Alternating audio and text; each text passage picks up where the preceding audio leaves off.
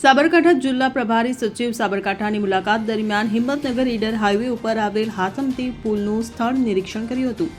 મહત્વનું છે કે મુખ્યમંત્રી ભૂપેન્દ્ર પટેલે રાજ્યના તમામ પુલોની સલામતી ધ્યાને લેતા તાત્કાલિક ધોરણે પુલોની પુનઃ સઘન ચકાસણી કરવાની સૂચના આપી હતી।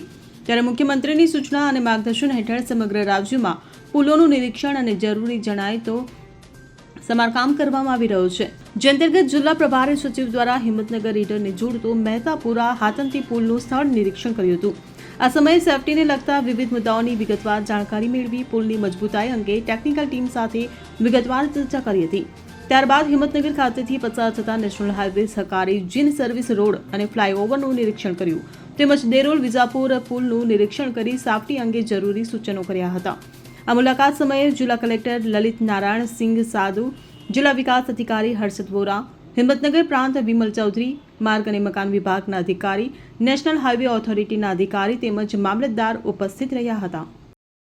Bureau report CN24 news.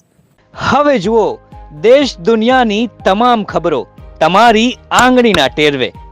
ઉઠાવો મોબાઈલ અને Google Play Store પરથી ડાઉનલોડ કરો અમારી CN24 ન્યૂઝ મોબાઈલ એપ।